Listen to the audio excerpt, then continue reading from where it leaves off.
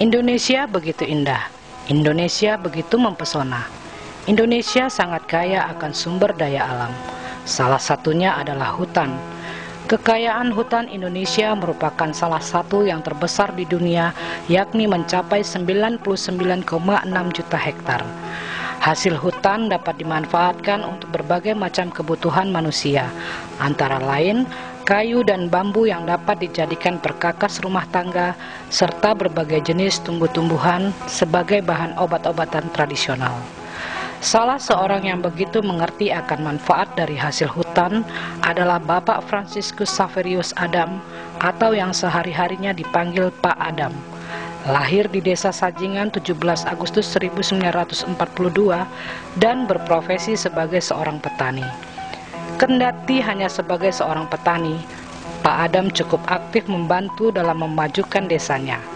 Pada tahun 1962, Pak Adam hijrah dari tanah kelahirannya ke Desa Bagak, yaitu desa yang terletak 20 km dari kota Singkawang.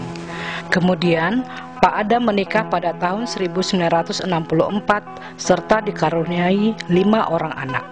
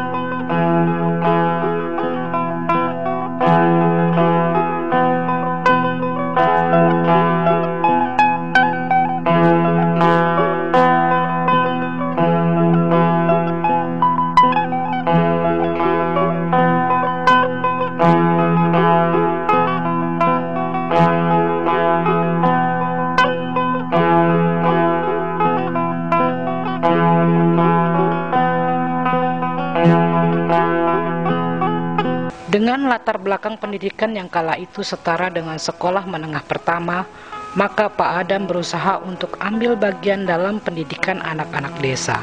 Paling tidak, anak-anak bisa membaca dan berhitung, tutur beliau. Karena kepedulian beliaulah, maka pada tahun 1968 sampai tahun 1999, Pak Adam dipercaya oleh masyarakat sekitar untuk menjadi kepala desa Bagak. Dan saat ini, Pak Adam di masa pensiunnya masih dipercaya sebagai salah satu penasehat adat suku Sabinua atau Dayak Selako. Pak Adam adalah pribadi yang tidak pernah henti-hentinya mencari kesibukan.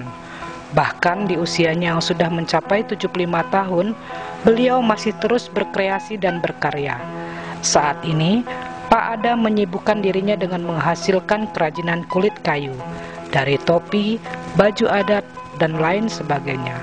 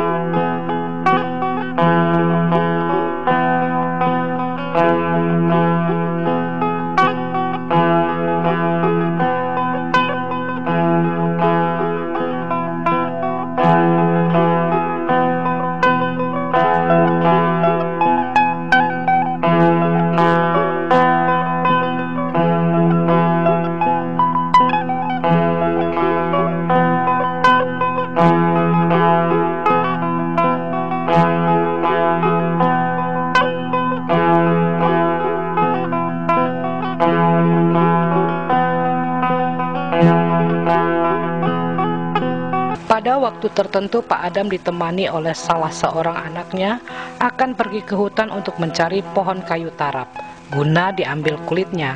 Setelah itu, kulit kayu itulah yang akan dijadikan bahan dasar kerajinan. Tanpa mengenal lelah, Pak Adam dengan telaten mengerjakan dari proses awal hingga akhir sehingga menjadi suatu kerajinan yang sangat indah. Pak Adam tidak banyak berharap atas hasil dari karyanya. Beliau hanya ingin generasi yang akan datang akan tetap bisa melihat dan turut melestarikan kerajinan tradisional yang merupakan bagian dari adat budaya nenek moyang. Kesederhanaan hidup Pak Adam merupakan gambaran sikap bijak bahwa manusia itu tidak akan berarti jika di dalam kehidupannya tidak melakukan pekerjaan apapun. Karena hidup adalah suatu tantangan yang harus dihadapi, diperjuangkan, dan dimenangkan.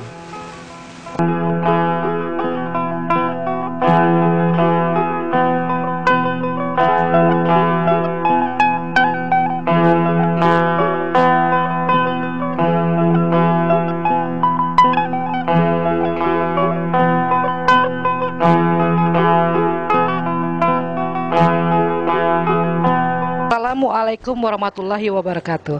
Adil Kak Talinyo, Bacuramin Kak Saruga, Basengat Kak Cubata.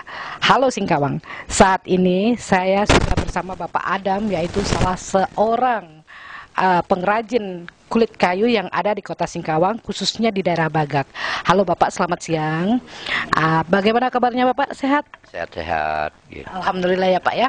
Bapak, sejak kapan ini Pak? Saya ini baru tahu kalau ternyata ada seseorang yang sudah begitu cukup usia ya Pak ya. Sudah 75 tahun Bapak sekarang ya Pak ya. Bapak menjadi seorang pengrajin kulit kayu. Ini bagaimana Bapak ceritanya? Bisa cerita sedikit ya Pak? Kronologisnya Bapak bisa menjadi seorang pengrajin Pak? Ya, pertama-tama kita akan melihat orang punya dulu ya. Kenapa kita tidak bisa? Saya berpikir zaman dulu ingatan saya itu belum punya kain, belum punya apa dipakai orang zaman dulu itulah. Akhirnya saya terpikir, kok kita lalu tidak bisa untuk mempergunakan bahan ini kan? Saya coba carilah di hutan, cari kulit kayu ini. Jadi saya coba di rumah beberapa kali. Memang pertamanya sih belumlah begitu gagal ya, gagal terus. Jadi lama-lama pelan-pelan saya kerjakan, ada dimasukkan orang kawan-kawan saya juga begini-begini caranya. Akhirnya saya dapatlah mengolah sekedarnya lah gitu, secara manual. Saya lihat ini memang sangat manual ya Pak ya? Iya, manual. Ini dari kulit kayu diambil di hutan. Iya. Kemudian bagaimana cara penyamakannya, atau ini kan melalui proses Pak ya? Iya. Sehingga harus jadi lembut. Kan kulit kayu itu keras Oh, Pak ya? iya betul. Secara yang Bapak kerjakan selama ini Pak? Secara ada bahan umpamanya, kita kan melapaskan dari batang, dari pohon itu kulitnya itu dulu. Pak ya? Lalu di kulit keluar itu kita buang, kita lepaskan dulu. Setelah itu dipukul menggunakan palu atau menggunakan palu dari kayu. Dari kayu ya, Pak, kita ya? buat. Boleh dari besi ya, Pak? Tidak boleh kita buat ya, kalau Pak, ya? dapat saya perlihatkan ada ini palunya. Ya, itu Pak. Ya. Ini. Oh, ini Pak ya. Ini palunya ini. Ya, baik. Jadi palu dari kayu ya, dari Pak ya. kayu belian. Baik, pemirsa, bisa dilihat ini benar-benar dari kayu. Ya. Ya, dibuat secara tradisional ya, Pak ya. Tradisi memang begini caranya untuk membuatnya kan begitu. Lalu kemudian setelah itu kita udah kita pukul halus, lalu kemudian dijemur dulu. Dijemur dulu Pak ya. Jemur kering gitu, baru kita pelan-pelan istilahnya itu mengolah kembali. Itu dijahit apa dilem itu? Dilem itu ini Hanya karena dilem, ya, Pak, ya dilem karena mesin tidak ada. Kita kalau jahit tangan tentulah kasar lah gitu. Jadi terpaksa setelah kita jemur, kulit ini udah halus, lalu kita kalau memang dia kita ini gini kan. Oh, ditarik-tarik gitu, ditarik-tarik Pak, ya, Pak, ya? supaya melebar, supaya lembut Dan bisa gampang dikerjakan ya, gampang Pak ya? dikerjakan. Kalau kita mau membuat yang keras juga bisa. Jadi enggak perlu lagi kita gini kan, Bu ya. Biarkan saja Pak ya. Ya kita biarkan. Bapak, maaf Pak, ini apa saja yang Bapak buat di sini Pak? Kerajinan apa aja selain ini yang saya lihat ini ada tas, ada apa lagi Pak? Selain daripada baju ya, rompi Terutama dan ini yang baju. paling rumit ya Pak? Iya, ya memang betul sekali. Lalu saya coba lagi melanjutkan bikin topi bermacam ragam kan. Lalu bikin tas juga seperti yang kita lihat sekarang. Bapak, untuk satu jenis kerajinan seperti topi ini Pak ya, ini berapa lama Bapak mengerjakannya Pak? Itu kurang lebih lah 3 hari bisa. 3 hari sudah selesai, Bapak, 3 hari, tapi kalau dengan proses kulitnya sih lama juga. Iya. Dari cari kulitnya, baik. Iya, jadi kulit, jadi. Yang paling lama di sini mengerjakan apa Pak? Yang paling lama saya tidak mengerjakan apa, cuma jadi kepala desa yang paling lama 30 tahun. Ini untuk kerajinan. Oh, yang paling lama baju itu. Pengerjaannya. Baju yang paling lama ya Pak ya. Yang begini-gini topi pun sakit juga, ini payah ini. Baik. Lihatnya begitu. Tas saya buat. Sudah adakah Pak anak-anak sekolah atau Bapak diminta oleh sekolah-sekolah untuk mengajarkan kerajinan ini Pak? Belum. Belum ada ya Pak? Belum ada yang datang mungkin ingin belajar Bapak ke sini? Ada yang datang hanya melihat. Malah kalau ya belajar dari Bapak belum, ya Pak ya. Belum. Untuk produk-produk yang Bapak buat ini pernahkah dibeli oleh orang luar negeri yang datang berkunjung ke sini Pak? Sudah. Pernah dari Jakarta juga udah pernah dibawa. Lalu ke Korea juga ada. Ya kalau dari Jepang kemarin enggak bawa dia. Lalu yang dari Amerika Bu Nengsi ada bawa gitu kerajinan. Bapak, ini untuk satu selempang ini ada saya lihat selempang di seperti apa ya, itu Pak ya? Itu apa itu Pak? Yang panjang. Yang selempang. Ya. Itu apa itu Pak? Itu sebenarnya selempang untuk ini menari atau apa? Untuk menari dan untuk umpamanya kalau ada pidato apa gitu kan kita selempangkan begini, disilang gini dia. Di depannya. Baik Bapak, berkenaan dengan kerajinan yang Bapak buat ini kan rata-rata nuansanya Dayak ya Pak? Ya, Dayak. Ini sering tidak Pak, kalau ada upacara adat atau upacara-upacara apa, itu mereka datang kemari untuk membeli, untuk menyewa atau gimana Bapak, ini kebanyakan Pak? Belum, hanya sekadar memakai pinjam gitu. Memakai pinjam aja ya Pak ya? Iya. Tapi mudah-mudahan ke depannya banyak yang mencari ya Bapak ya? Mudah-mudahan. Ini Pak, selain kulit, saya lihat ada kalung ini Pak ya? Kerajinan kalung dari biji-bijian. Ini asli biji dan bambu ya Bapak ya? Bambu dengan biji kayu. Mencarinya di mana ini Pak, bahan-bahan ini Pak? Bahannya ini saya tanam sendiri, itu ada pohonnya. Untuk bijinya ya Pak ya? Biji-bijiannya ini ya? Belum dijemur, dia warnanya begini Bu, hitam. Oh iya, ini masih mentahnya Pak ya? Belum dijemur dan belum dilubangin ya Bapak ya? Iya, dilubangin dengan jarum itu. Pewarnaannya sendiri bagaimana Bapak? Kalau pewarnaannya enggak diwarna lagi. Ini kalau asli. Kalau udah dijemur ini dia berubah warna putih. Oh, jadi putih. Ada juga yang masih tetap hitam, jadi untuk kita seling gitu. Untuk variasi ya Bapak ya? Iya. Kalau ini memang bambu asli kalau ini. Ini bambunya. Oh iya. Nah, ini bahan yang sudah saya buat. Inilah dia jadinya kan. Iya, baik. Itu sepertinya mengkilat, ini bambunya dicat atau ini gimana? saya kasih namanya itu. Luar biasa ya Bapak ya? Ya. Luar biasa sekali. Bapak, sebagai seorang pengrajin, sebelum jadi seorang pengrajin, Bapak sebagai apa di Desa Bagak ini Pak? Kalau kita cerita masalah apa ya, kita di masyarakat itu banyak sekali membantu masyarakat lah, tentunya di bidang sosial lah gitu. Pertama jadi pengurus adat, jadi penasihat adat Sabinua di sini, Binua Gantung Sekawakung dulunya kan. Lalu kemudian sebelumnya lagi saya itu memang jadi kepala desa di Bagak 30 tahun 99 baru saya berhenti. Ya dari tahun 68 ya. Jadi sama dengan Soeharto lah gitu kurang lebih Pak Harto.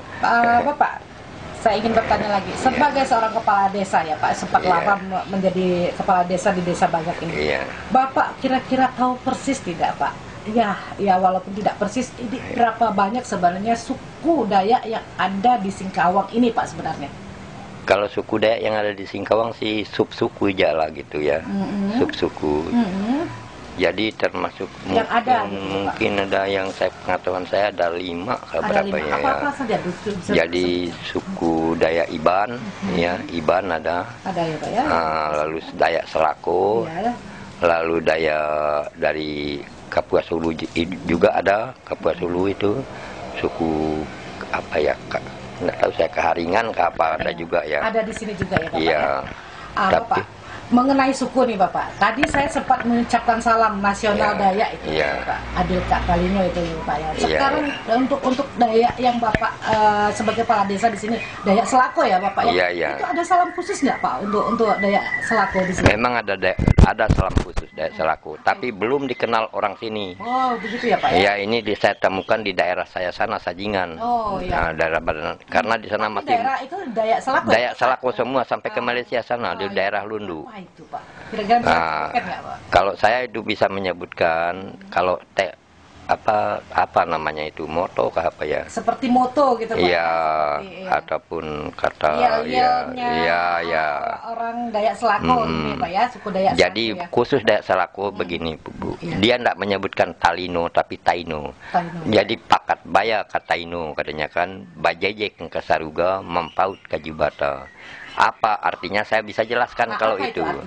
Kalau kalau umpamanya ini yang pertama ya, pakat baya kataino, artinya di dunia ini apapun yang akan kita usahakan, kita laksanakan, kita kerjakan itu harus dengan mupakat, baik dalam organisasi maupun dalam keluarga, yaitu harus dengan mupakat baru bisa terjadi. Kemudian bajejek kasaruga, artinya itu marilah kita ajak anak cucu kita ataupun keluarga kita menuju jalan yang baik, menuju jalan ke surga, itu menuju jalan yang benar artinya kan. Lalu kemudian mempaut kejubata kepada Tuhan yang Maha Kuasa Maha, itulah tempat kita berpegang. Itulah memang saya pikir tiga unsur itu dipegang kita udah cukup. Sudah cukup ya Bapak? Sudah cukup baik. Baik Bapak, untuk artinya sendiri tadi sudah Bapak sebutkan ya Pak ya. Sekarang cara menjawab dari salam itu Pak, apa Pak? Menjawabnya, kalau saya pribadi ini ya, ini belum termasuk budaya yang sebenarnya, tapi pribadi saya, alangkah baiknya dijawab dengan sunia diri sabinua. Itu. Jadi itulah artinya artinya kita selamatlah semuanya di antara sebenua inilah gitu, benua Selako, benua Ganduk. Baik Bapak, kembali kepada kerajinan Bapak ini. Pak, kerajinan Bapak ini pernah diikut sertakan pameran atau tidak Pak? Udah pernah, di Singkawang pun pernah, tapi dulunya masih dalam skala sederhana lah gitu ya. Lalu kemudian pernah ke Kalimantan Timur. Ya, dalam rangka pameran juga dibawa. Kemudian setelah itu tahun berapa saya lupa ya, ke Bali itu. Ke Bali. Tahun 2012 atau 2011. Iya. 2011 tidak salah saya. Dibawa ke Bali pameran. Jadi dapat peringkat 5 se-Indonesia itu. Iya, ini untuk barang-barang iya, kerajinan. Ada desa wisata ya Pak? Iya, desa wisata iya, peringkat desa wisata itu peringkat 5. Peringkat 5 juga. Iya, waktu ke Bali. Iya, Bapak. Iya. Bapak, ini harapan Bapak ke depannya ini Pak, mengenai kerajinan yang Bapak buat ini apa Pak? Sebenarnya saya tidak mengharapkan apa ya, hanya saya meninggalkan supaya ada kesan di kemudian hari untuk anak cucu kita dan para generasi ya. Mudah-mudahan para generasi itu dapat melanjutkan, itu maksudnya. Dan lagi saya itu hanya sebagai contoh, membuat contoh teladan lah gitu. Beginilah cara orang terdahulu daripada kita itu cara berpakaian begitu. Jadi jangan sampai kita hanya mendengar cerita, tapi tidak ada kenyataan. Tidak melihat kenyataan. Ini merupakan suatu warisan ya Pak? Warisan lah nanti anak cucu kita nanti, untuk para generasi muda tentunya khusus. Mungkin Bapak ada pesan-pesan untuk generasi muda Pak?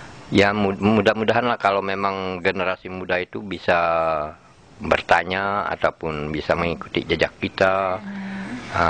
Dapat melestarikan barang-barang seperti ini kan, pakaian adat. Jadi budaya Dayak Selako itu beginilah, tidak sama dengan budaya Dayak Kapuas Hulu. Jadi budaya Dayak sangat berbeda. Jadi kalau untuk Dayak Selako sendiri itu yang paling menonjol di Dayak Selako ini upacara adatnya atau apa? Itu paling menonjol apa? Yang baru sekarang kita tonjolkan itu ngabayat. Ngabayatnya sebenarnya banyak sekali upacara-upacara itu. Setelah ngabayat, pertamanya ya itu kalau kita mau beladang, Mau nabas, kita bepadah dulu baketo namanya kan. Baketo. Itu bepadah itu. Bepadah untuk mau apa nabang kayu, nabas, izinlah kepada roh halus gitu supaya tidak kita mengalami gangguan gitu. Nah, setelah itu sansam itu kita mulai mau beladang juga sebelum baketo sebenarnya itu sebelum baketo. Jadi yang pertama itu sansam dulu, setelah itu baru baketo, baru nabas. Nabas itu ya istilahnya nanti ada satu upacara lagi. Kalau kita udah mau nanam padi, setelah nanam padi ya itu kira-kira kita udah mau merumput padi itu di ladang, kan ada upacara lagi itu. Ada upacaranya, Pak? Upacara ya. Apa itu, Pak? Upacara itu namanya narah padi. Narah padi ya, Pak ya? Iya, bukan narah padi ya. Jadi menyiang, Bang, kita menyiang padi itu, minta padi kita subur, minta apa segala macam ya. Doa-doa yang menjadikan doa. Tapi itu kecil sekali di ladang itu. Di ladang hanya ya, di ladang, ya, Pak, ya? perorangan. Ya, kadang-kadang bunuh ayam satu kan, lalu dipersembahkanlah di situ buat sajian juga. Nah, setelah itu mau panen lagi, mau panen itu namanya ngarantika. Jadi ngarantika itu istilahnya itu kita pada mau panen padi, panen hasil panen kita ngambil. Itu upacaranya juga ada dengan kalau mau turun itu ngambil padi itu semua yang pergi itu orang anak-anak muda yang masih perawan. Oh, yang masih perawan. Iya, pakaian ya masih bujangan. Pakaian pun pakaian bagus gitu. Pakaian yang bagus yang baru dipakai lah gitu. Namanya pun tahun baru katanya kan. Kalau sekarang katakan dulunya kami itu istilahnya ngarantika. Padi itu sudah terkumpul. Padi semua terkumpul. Itu baru kita ngadakan ngabayat. Jadi puncaknya ini, puncak, Pak ya? Ya, itu kita mengucapkan selak syukur kepada Yang Maha Kuasa telah memberikan rezeki kita bahwa panen kita usaha kita dapat dipanen dengan baik gitu. Dan dengan punya harapan mungkin dengan punya harapan kemudian untuk berikutnya itu supaya padi itu berlimpah lah gitu. Tetap berlimpah ya, Pak? Iya, tetap berhasil ya. Itulah doanya gitu, Pak. Semoga lebih besar panennya daripada yang sekarang gitu. Baik, untuk informasi dari Bapak ini luar biasa sekali ya, Pak. Bapak sebagai seorang kepala desa, juga sebagai seorang pengrajin, luar biasa prestasi yang Bapak sudah tunjukkan kepada kita generasi muda, dan mudah-mudahan ini bisa menjadi suatu contoh bagi generasi muda di kemudian hari ya, Pak ya. Iya. Itulah tujuan pokok kita. Pemirsa, demikian bincang-bincang saya dengan Pak Adam, seorang pengrajin kulit yang ada di Kota Singkawang. Sekian dan terima kasih, semoga bermanfaat. Wassalamualaikum warahmatullahi wabarakatuh. Pasti ke Singkawang.